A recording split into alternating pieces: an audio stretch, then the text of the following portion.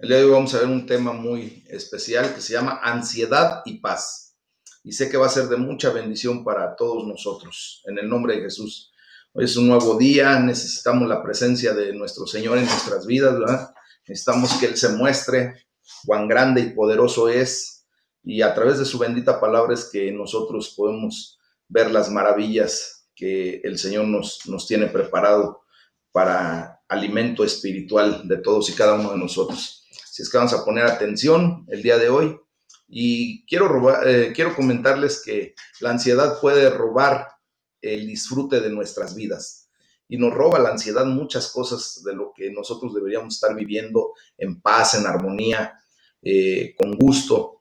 Y tristemente cuando nos atacan esos sentimientos de ansiedad, pues nos roba mucho de lo que nosotros deberíamos de estar viviendo en la paz a la que hemos sido llamados en Cristo Jesús. Y la ansiedad nos puede generar causas numerosas de estrés, de situaciones que no deberíamos, como son la salud, el trabajo o la falta del mismo, ¿verdad? Las finanzas. Y digo el trabajo y la falta del mismo porque si tenemos trabajo nos da ansiedad porque causa mucho estrés porque hay mucho que hacer. Y si no tenemos trabajo, pues peor, ¿verdad? Porque no devengamos un salario y eso nos altera mucho más, nos da mayor ansiedad.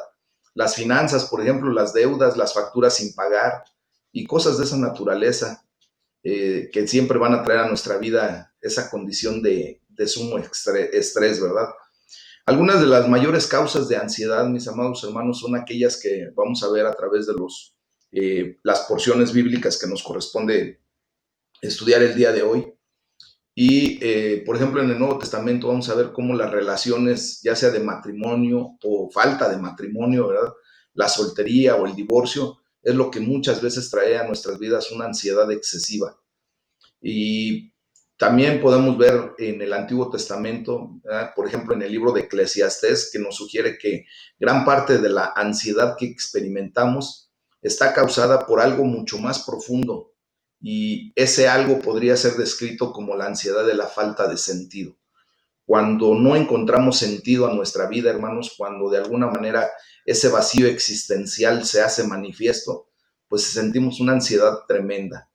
Pero en medio de todo esto quiero decirles que tú y yo, todos nosotros estamos llamados a vivir en paz. Y bueno, para esto pues vamos a sacar nuestra bendita palabra de Dios, ¿verdad? Y vamos al libro de los Salmos, en el capítulo número 94. Vamos a estudiar el Salmo número 94 y vamos a leer de los versículos 12 al 23. Amén. Y dice la palabra de Dios: Bienaventurado el hombre a quien tú, Jehová, corriges, y en tu ley lo instruyes, para hacerle descansar en los días de aflicción. Di conmigo aflicción. Dice: en tanto que para el impío se cava el hoyo, porque no abandonará Jehová a su pueblo, ni desamparará su heredad, sino que el juicio será vuelto a la justicia, y en pos de ella irán todos los rectos de corazón. ¿Quién se levantará por mí contra los malignos? ¿Quién estará por mí contra los que hacen iniquidad? Si no me ayudara Jehová, por tanto moriría mi alma en el silencio. Cuando yo decía, mi pie resbala, tu misericordia, oh Jehová, me sustentaba. En la multitud de mis pensamientos dentro de mí, tus consolaciones alegraban mi alma. ¿Se juntará contigo el trono de iniquidades que hace agravio bajo forma de ley? Se juntan contra la vida del justo y condenan la sangre inocente. Mas Jehová me ha sido por refugio y mi Dios por roca de mi confianza. Y él hará volver sobre ellos su iniquidad y los destruirá en su propia maldad. Los destruirá Jehová nuestro Dios. Amén.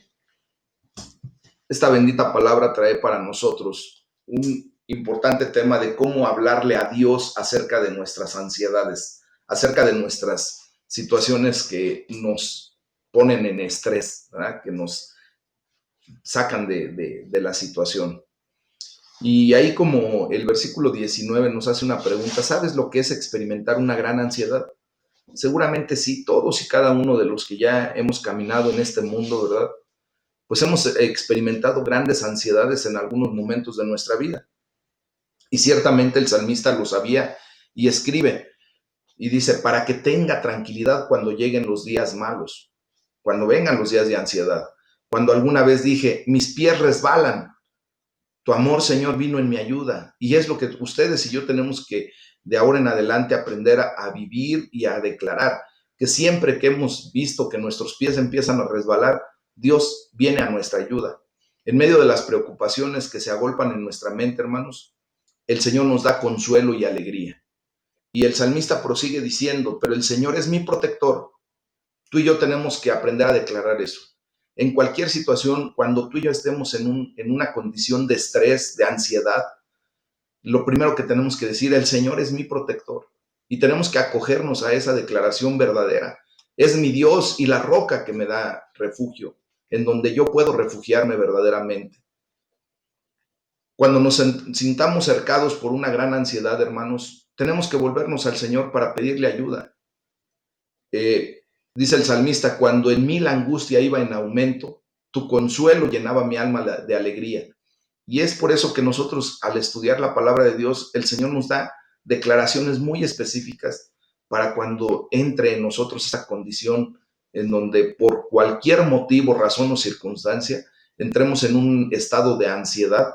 En automático tenemos que decirle, Señor, cuando yo me estoy angustiando, cuando mi ansiedad está creciendo por la situación que yo estoy viviendo, tu consuelo es el que llena mi alma de alegría. Y ya no depende mi vida de la circunstancia o la situación, por difícil que esté yo pasando, que es lo que me provoca la ansiedad, el estrés, sino que ahora tú llenas mi alma de alegría, porque verdaderamente es el amor de Dios en donde encontramos el verdadero alivio, hermanos, en donde encontramos el consuelo y la alegría para nuestras vidas. Dios provee un círculo de quietud dentro del clamor del mal.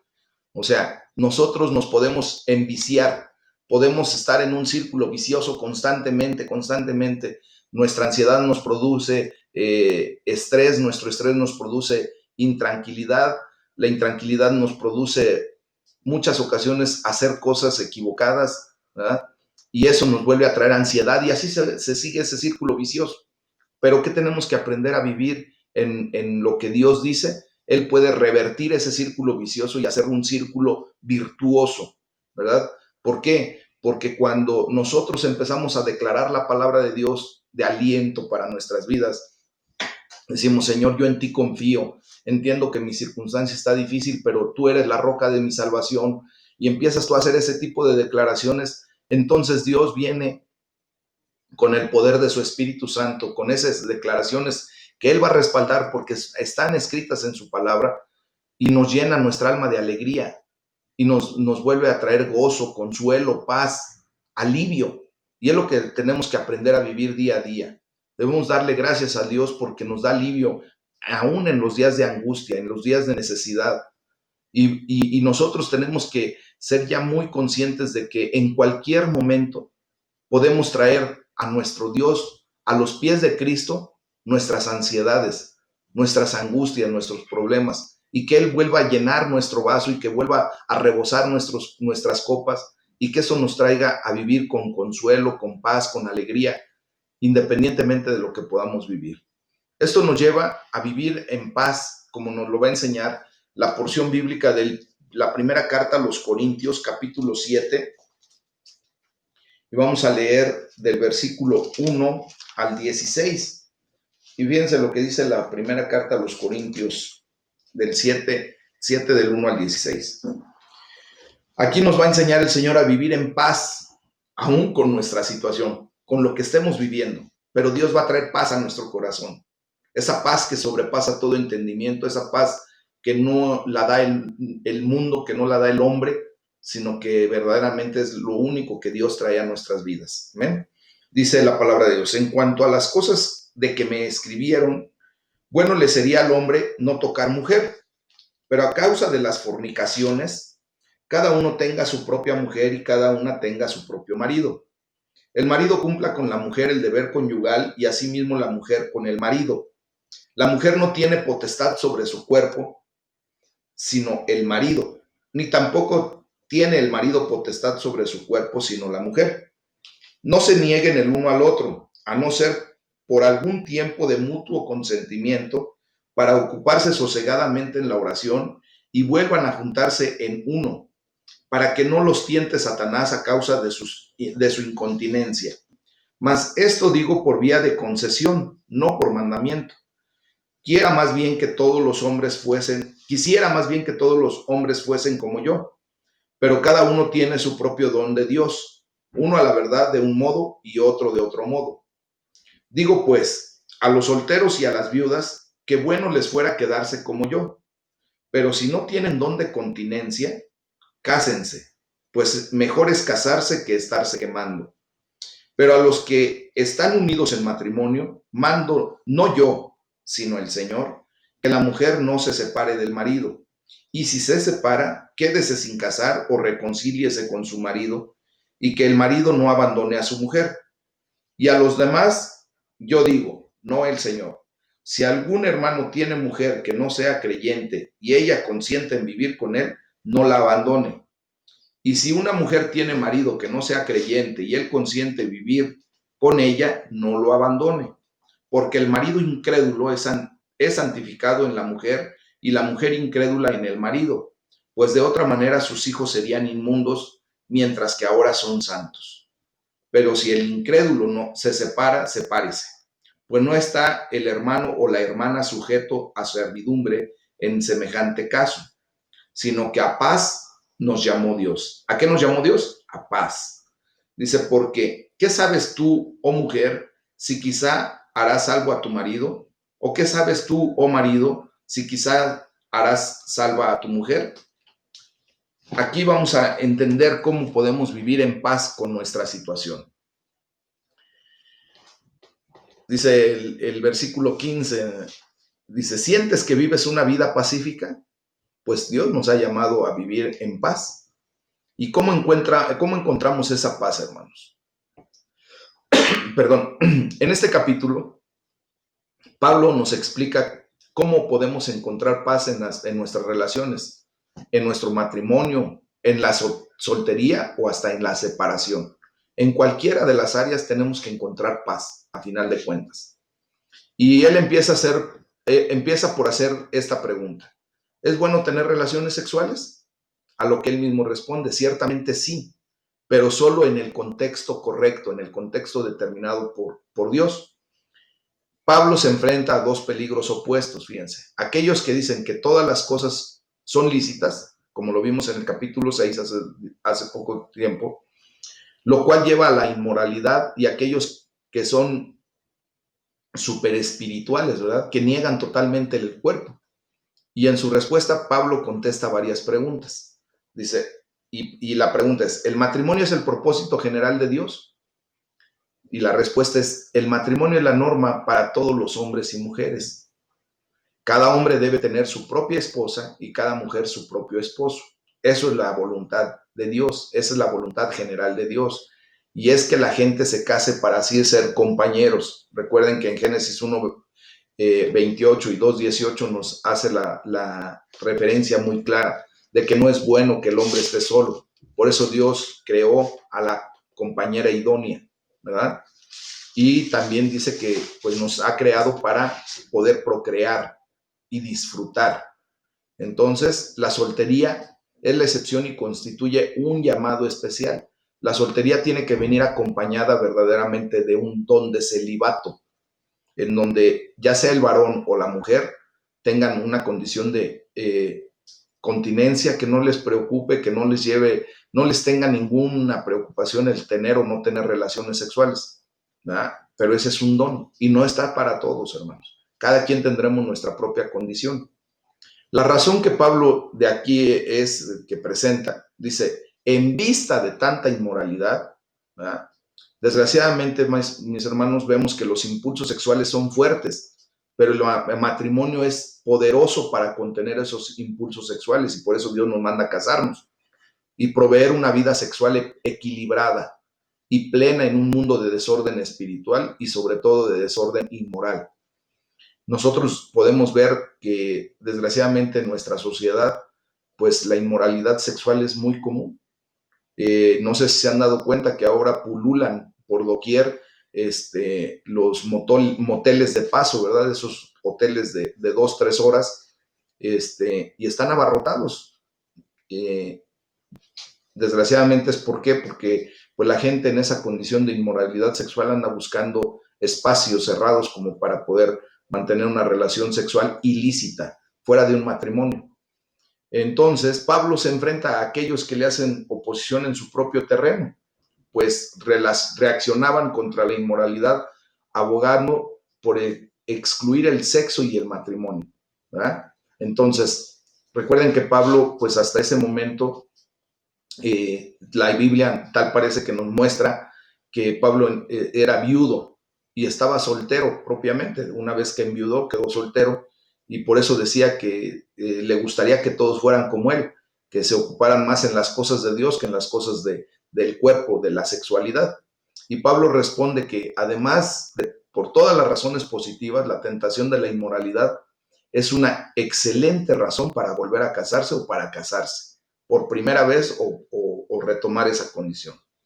La segunda pregunta que tenemos que responder o que responde también Pablo en este pasaje, dice, ¿cuál es la actitud cristiana acerca del sexo dentro del matrimonio? Fíjense bien que el camino a la plenitud espiritual en el matrimonio no pasa por la abstinencia, no es correcto. Dentro del matrimonio hay libertad sexual e igualdad sexual. El hombre debe cumplir su deber conyugal con su esposa e igualmente la mujer con su esposo.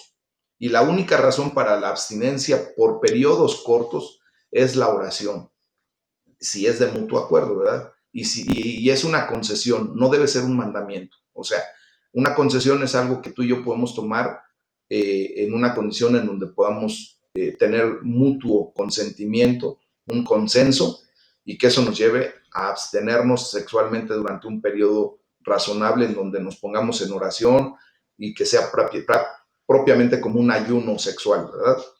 Pero no es un mandamiento, no es obligatorio eso. Entonces, debemos de estar siempre en comunicación con nuestra pareja para efecto de llevar a cabo las cosas y estar verdaderamente en paz.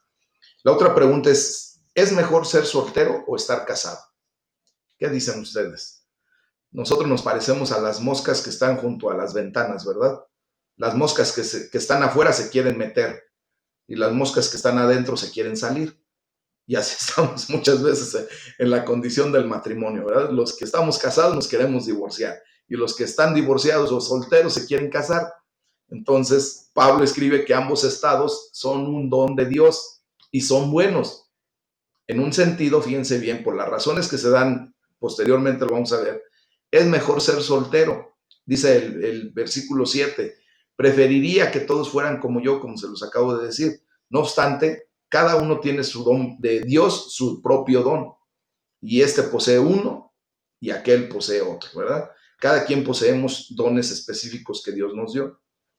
Pero dice también es bueno casarse ahí en el versículo 9. Entonces, todo esto lo tenemos que traer en oración delante de Dios para que el Señor nos dé la dirección correcta, hermanos. Si no tienes el don de continencia y estás soltero, pues preferible es mejor que Dios traiga a tu vida a la pareja que Él diseñó para tu vida y que no te estés quemando a que no tengas el don de continencia y al rato no sepas ni qué hacer, ¿verdad? Y cae uno muchas veces en otro tipo de pecados que no son a lo que Dios nos llama. Dios no nos saca de la basura para meternos en la mugre, no. Dios nos va a sacar de la basura para traernos a libertad y en limpieza, tanto física como espiritual. Amén. Entonces, si Dios no te da el don de continencia, pues entonces es porque Dios tiene preparado para ti a una mujer o a un varón en relación a su perfecta voluntad. Y esa persona llegará en el tiempo perfecto de Dios. Nada más en este entre que llega y no llega, mantente mejor en una condición de abstención total. Amén. Entonces, dice la palabra de Dios, también hay una pregunta, ¿debería un cristiano pedir el divorcio de otro cristiano? Fíjense bien, de otro cristiano. El principio general de este pasaje, como el de todo el resto del Nuevo Testamento, parece responder esta pregunta, y es que no. Si están casados, permanezcan casados. Un esposo no tiene derecho a librarse de su mujer. Y por supuesto estamos ante un asunto muy complejo, y vamos a tener que irlo estudiando poco a poco. Esto no se puede estudiar en una sola ocasión y darle el tratamiento 100% correcto. Esto vamos a tener que irlo estudiando poco a poco en otros momentos, y Dios nos va a ir dando la guía perfecta para cada caso. ¿Por qué? Porque cada caso presenta una situación muy particular. Y esto nos tiene que llevar a tener una comunión íntima con Dios para que sea Dios el que verdaderamente nos dé la guianza en ese sentido. Pero por lo mientras, cuando estamos casados, siendo los dos cristianos, teniendo el temor de Dios, ambas personas, pues no podemos estar pensando en un divorcio. Necesitamos ponernos de acuerdo en el nombre de Jesús y perdonar lo que se tenga que perdonar, poner en orden lo que se tenga que poner en orden y retomar nuestra vida conyugal. ¿Ok? Dice, ¿qué hay acerca de las relaciones con gente que no es cristiana o con el yugo desigual? Han oído de eso, ¿verdad? Pues Pablo no anima a que un cristiano se case con alguien que no lo es. Es un punto muy particular, eso lo vamos a ver ya en la segunda carta de los Corintios. El unirse a un yugo desigual es algo muy crítico, hermanos, porque la misma palabra de Dios dice, ¿irán a un mismo lugar dos que no se ponen de acuerdo? Obviamente no, ¿verdad? Porque a lo mejor uno quiere ir para la derecha y el otro quiere ir para la izquierda, y nunca se van a poner de acuerdo y nunca van a poder llegar al mismo lugar juntos. Una persona que no es cristiana, ¿verdad? Obviamente va a querer educar a sus hijos de una manera como fue educada en su religión, hasta simplemente en su ateísmo. Y una persona que es cristiana, pues va a querer educar a sus hijos de la manera correcta, de la manera en que Dios nos enseña. Entonces, si esas dos personas se casan antes de tener hijos, pero uno piensa una cosa y otro piensa otra, ¿para dónde van a jalar? Al rato, ¿cómo van a educar a sus hijos? ¿Cómo van a sobrellevar su matrimonio? ¿Delante de quién van a dirimir sus problemas? Puede ser, ¿verdad?, que nosotros como cristianos pues vengamos a nuestras autoridades que Dios ha puesto para nuestras vidas. Podemos venir al pastor, podemos venir a los líderes, pero una persona que no cree en eso, ¿ustedes creen que va a sujetarse a la autoridad de un pastor? Decir, bueno, usted, señor, pues yo ni lo conozco, a mí no tiene usted ni que decirme nada. Esa persona querrá litigar su condición obviamente en el tribunal humano, y ahí empiezan los verdaderos líos y los grandes conflictos. Entonces, nosotros tenemos que aprender a que a nuestros hijos les tenemos que enseñar a buscar una relación con un yugo igual y que no se metan en camisa de 11 varas. Si tú todavía no estás casado y tienes la tendencia a estar ya en una condición de buscar pareja, pues es necesario que ores a Dios para que el Señor traiga a la ayuda idónea que ya tiene destinada para ti, y que esa relación y ese matrimonio sea en yugo igual y que los dos quieran jalar para el mismo lugar, y van a ver que ya de ahí empieza una relación correcta, ¿verdad? Entonces, pero en el caso de que ya estén casados es bastante diferente. Pues no se debe intentar disolver la relación matrimonial aun cuando mi pareja no sea cristiana. Tratar de mejor, con mi testimonio, provocar que mi pareja venga a los pies de Cristo. Ahorita, gracias a Dios, hay gente nueva que está recién comprendiendo todo esto, que recién está estudiando la palabra de Dios, y vendrán en su momento este tipo de disyuntivas, este tipo de situaciones. ¿Qué podrán hacer si, por ejemplo, una mujercita está atendiendo ya las cosas del Señor y su esposo no quiere saber nada de Dios? O le dice, ¿sabes qué? Mira, tú y llévate a los hijos, como estamos acostumbrados en México, ¿verdad? Porque la cultura, la idiosincrasia mexicana es de que la mujer era la que llevaba a misa los domingos a los hijos y el papá se desentendía, se iba mejor al fútbol, se iba mejor con los amigos, regresaba la mujer después de las actividades religiosas y ya encontraba al marido ya medio happy y cosas así, ¿verdad? Eso es a lo que nos acostumbraron honestamente aquí en el pueblo mexicano. Obviamente nosotros comprendemos que la cabeza del hogar es el varón y el sacerdote del hogar es el varón. Nosotros como cristianos somos los varones los que tenemos que iniciar, ¿verdad? Y provocar que nuestros hijos tengan la búsqueda de la relación personal con Dios que ellos van a tener. No es que, ve mujer, llévalos al culto y al rato nos vemos, ¿no? Los varones tenemos que, ¿sabes qué? Mi amor, agarra a los niños, vámonos y todos juntos nos vamos al culto y atendemos a las cosas del Señor. Eso es lo correcto en una familia cristiana, ¿verdad? Entonces, dice que los opositores de Pablo, a esos les preocupaba mucho que estar casados con alguien que no era cristiano contaminaría el matrimonio. Y la respuesta de Pablo es que justo era lo contrario. Dice, porque el esposo no creyente ha de ser santificado por la unión con su esposa y la esposa no creyente ha sido santificada por la unión con su esposo creyente. Si así no fuera, sus hijos serían impuros, mientras que de hecho son santos.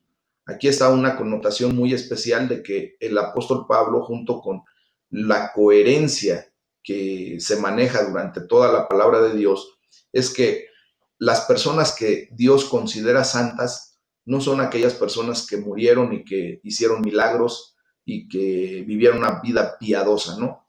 Las personas que para Dios son santas son las personas que están vivas, que están apartadas para Dios, que están por un propósito específico y que estamos buscando la presencia de Dios. Amén. Entonces, si la persona que no es cristiana insiste en irse, dejar el matrimonio y constantemente estar diciendo e insistiendo en que ese matrimonio solo llevará a frustraciones y tensiones, pues entonces el cristiano deberá dejar que se vaya para que haya paz y no por razones de pureza, no por razones de la relación personal con Dios, sino más bien para tener paz en su hogar y para que sus hijos puedan ver que verdaderamente se puede encontrar la paz aún en medio de un divorcio, aún en medio de una separación. La palabra de Dios nos enseña y dice que es mejor estar en el ático de la casa, o sea, en el terrado, allá hasta allá arriba de una casa, que estar cohabitando con una mujer rencillosa, ¿verdad? Y no nada más se refiere a la mujer, sino hasta el hombre. Una mujer puede mejor decidir estar separada de su esposo si este nada más está como cuchillito de palo, ¿verdad? Duro y dale. Entonces, esto tiene que traer paz y Dios nos tiene que traer a una condición y nos quiere traer a una condición de paz. Y debemos pedirle que nos ayude en cualquiera que sea la fase en que nos encontremos. Si estamos casados y tenemos alguna discusión, pues lo mejor es, ¿verdad?, venir delante de Dios, postrarnos delante de su presencia en el temor reverente a Dios, decirle, Señor, este es nuestro problema. Como cristianos, ¿qué hacemos? Y dice la palabra de Dios que el que esté falto de sabiduría, cuando tú y yo preguntamos qué hacemos es porque no tenemos la sabiduría como para responder al problema que estamos enfrentando. Entonces, al decirle, Señor, ¿qué hacemos? Le estamos pidiendo sabiduría.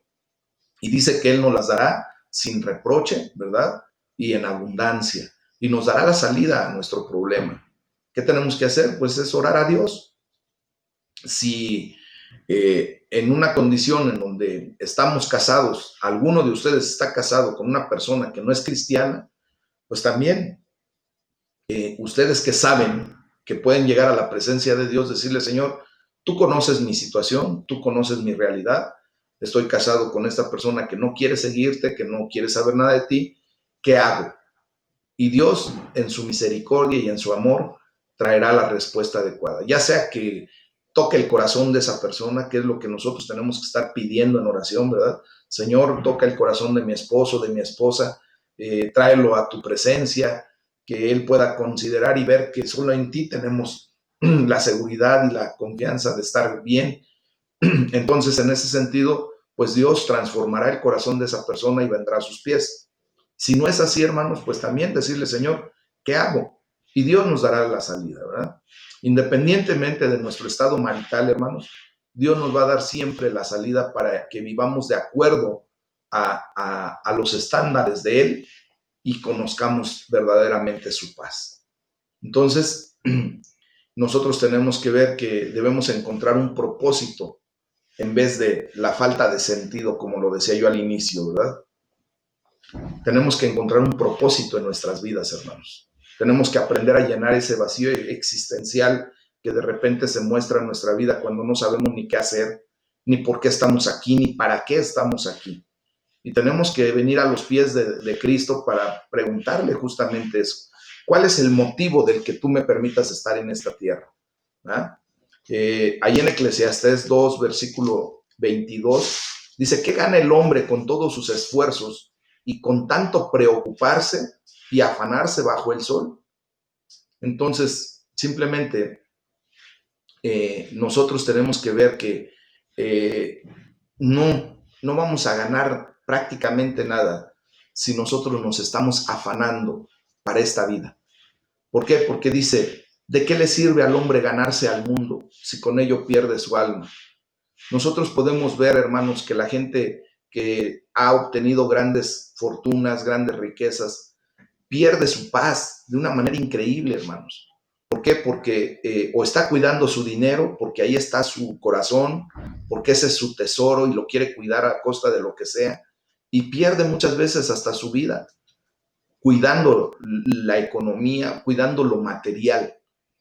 Hay gente que pues ha alcanzado de alguna manera situaciones muy especiales en la inteligencia, en la ciencia, por ejemplo, pero pierden su paz, hermanos. ¿Por qué? Porque están tan afanados en querer descubrir más, en querer hacer más, que desgraciadamente pierden hasta sus relaciones interpersonales. Yo tuve muchísimos maestros, y digo muchísimos maestros, hermanos, porque es verdad, la Facultad de Química tiene como una maldición de que desgraciadamente las mujeres que estudian en la Facultad de Química prácticamente nunca se casan. Se casan con la materia, con la carrera, y prefieren vivir solteras toda su vida. Yo conozco cantidad increíble de maestras y de maestros también, que prefieren mejor dedicarle su vida entera al estudio, a la ciencia, al ego de poder decir yo descubrí esto, yo descubrí aquello, que verdaderamente vivir en paz. Y viven una vida infeliz, hermanos. Y, y es eso. Curiosamente, en la Facultad de Química, y los hace un chistorete porque es verdad, llegan muchas mujercitas que no tienen una condición física agradable. Y vamos a decir que la belleza es subjetiva, ¿verdad? Cada quien tenemos nuestros estándares de belleza. Y normalmente a las mujercitas de la Facultad de Química les dicen, oye, qué bueno que estudias química. Y las mujercitas dicen, sí, ¿verdad? Muchas gracias. Sí, porque de física no tienes nada, ¿verdad? Y porque obviamente están medio feitas. Pero bueno, el punto es de que desgraciadamente está en esa condición porque se casan con la materia, no precisamente porque estén feas o estén bonitas, sino más bien por su ego, porque su estándar de vida se perdió y solamente se ajustan a esa condición. Hermanos, nosotros tenemos que ver que Dios tiene un tiempo para todo, nos los ha dado en un tiempo para todo, hermanos. ¿Mm? Entonces, tenemos que llegar al punto de equilibrio y que la paz de Dios verdaderamente llene nuestro corazón, que el propósito eterno de Dios venga a llenar nuestra vida y nos dé la directriz y que llene ese vacío existencial el gran amor de Dios que hemos experimentado tú y yo, todos y cada uno de los que hemos pisado la faz de esta tierra, en algún momento de nuestra vida hemos sentido un gran vacío existencial. Podemos tener una intelectualidad grande, podemos tener una cantidad increíble de dinero, podemos tener lujos, podemos vivir de una manera, entre comillas, muy bien y holgada, pero llega el momento en que nos preguntamos, ok, tengo todo esto, pero ¿por qué no soy feliz? ¿Por qué no soy pleno? Y eso yo creo que tú y yo lo hemos vivido. Y la plenitud solamente viene cuando tenemos esa intimidad con Dios, cuando Cristo viene a nuestras vidas y empieza a llenar nuestra existencia con su amor. Y es así como nosotros empezamos a vivir equilibradamente. Hermanos, hay que darle gracias a Dios porque en Jesús siempre vamos a encontrar la respuesta a la ansiedad por la falta de sentido. Jesús viene a llenar nuestra vida. Jesús se convierte en el centro motriz de nuestra existencia, en el eje, ¿verdad? En el cual nosotros ahora existimos. Él es el centro ya de nuestro universo. Y eso nos trae satisfacción, nos trae llenura, nos trae a tener un sentido por la vida, y eso tiene que eliminar por completo esa ansiedad que de repente sentíamos cuando no le encontrábamos la cuadratura al círculo, porque estábamos buscando nuestra felicidad, nuestra llenura, el tapar ese vacío existencial con lo que nunca lo va a poder lograr. Ese vacío existencial se genera cuando Dios sale de nuestra vida. Dios puso en lo más íntimo de nuestro ser un trono para que Él viniera y se entronara, se sentara en ese trono y dirigiera nuestras vidas en señorío y en autoridad. Cuando Dios no está en ese trono, hermanos, ese trono busca o exige tener a Dios en Él. Y como no tenemos a Dios, pues queremos llenar ese trono con cosas materiales, con relaciones interpersonales equivocadas, con dinero, con viajes, con compras compulsivas, con situaciones que nunca van a poder llenar ese vacío existencial. Ese vacío existencial solamente se llena con Dios. Dios, cuando se entrona en tu corazón, tú eres pleno, eres feliz y le empiezas a dar el valor verdadero. Ponderamos correctamente las situaciones y las cosas, ¿verdad? Y entonces vivimos plenos y felices, hermanos. Debemos darle gracias a Dios porque, como les digo, en Jesucristo encontramos la respuesta a la ansiedad por la falta de sentido, y debemos darle gracias a Dios porque en Él encontramos la paz verdadera y el propósito de nuestras vidas. Amén. Les voy a invitar a que me acompañen a levantar esta alabanza de adoración y